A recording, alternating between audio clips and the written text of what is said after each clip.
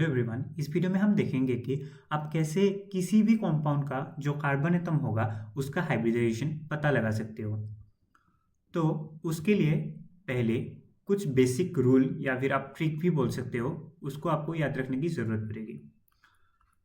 तो अगर हम sp3 हाइब्रिडाइजेशन की बात करें तो sp3 हाइब्रिडाइजेशन होने के लिए कार्बन के पास या तो 4 सिंगल बॉन्ड होना होगा, वो कार्बन सिंगल बॉन्ड हाइड्रोजन भी हो सकता है या फिर दूसरे एटम भी हो सकता है, कार्बन सिंगल बॉन्ड कार्बन भी हो सकता है।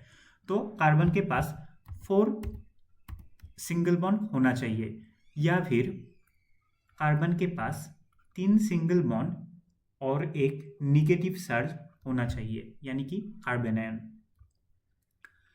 फिर sp2 हाइब्रिडाइजेशन होने के लिए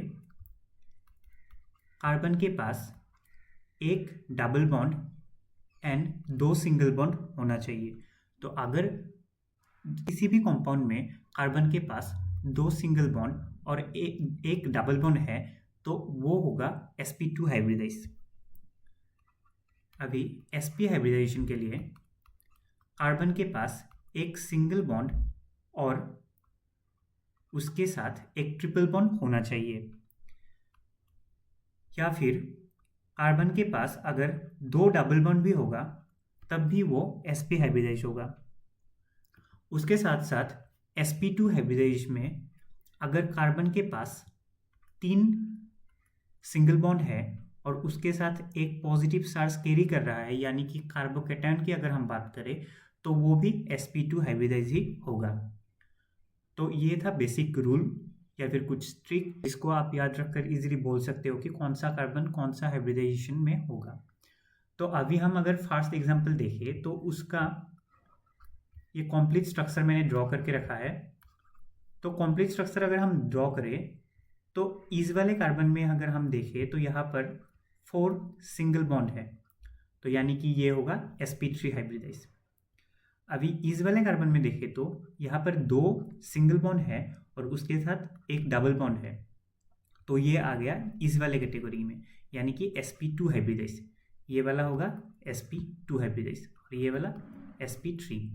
सिमिलरली इसकी भी बात करें तो यहाँ पर भी दो सिंगल बॉन्ड एंड एक डबल बॉन्ड है, तो ये भी होगा sp2 हाइब्रिडाइज। इस वाले कार्बन की अगर हम बात करें तो यहाँ पर एक सिंगल बॉन्ड है और एक ट्रिपल बॉन्ड है, तो ये वाला भी हो जाएगा sp हाइब्रिडाइज, ये वाला। नेक्स्ट एग्जांपल, ये वाला एग्जांपल डायरेक्ट एनसीईआरटी से है। नेक्स्ट एग्जांपल अगर हम देखें तो यहाँ पर ये फर्स्ट वाले कार्बन में 2 सिंगल बॉन्ड है और एक डबल बॉन्ड है। सिमिलरली ये लास्ट वाले कार्बन में एक डबल बॉन्ड है और 2 सिंगल बॉन्ड है, तो ये वाला और ये वाला ये दोनों हो जाएगा sp2 हाइब्रिडाइज। हम ये रूल देख के ही बोल सकते हैं। अभी ये मिडिल वाले अगर हम देखें तो यहाँ पर 2 डबल बॉन्ड है, तो ये वाला कौन से कैटेगरी में आ जाएगा? ये वाला आ जाएगा sp कैटेगरी में, तो ये हो जाएगा sp हाइब्रिडाइज्ड।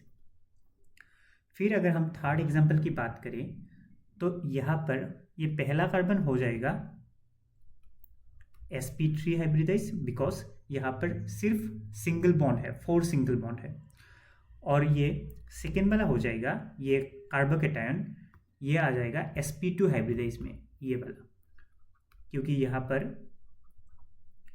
3 सिंगल बॉन्ड और उसके साथ एक पॉजिटिव चार्ज ये कैरी करके रखा है, तो ये आ जाएगा sp2 कैटेगरी में, sp2 हाइब्रिडाइजेशन की कैटेगरी में। फोर्थ एग्जांपल की अगर हम बात करें तो यहाँ पर ये एकदम डायरेक्टली है, यहाँ पर कार्बन के साथ 3 सिंगल बॉन्ड है और एक निगेटिव चार्ज ये कैरी करके रखा है, तो ये हो जाएगा sp3 हाइब्रिडाइज। तो ये वाला कार्बन हो जाएगा sp3 hybridize. Thank you for watching.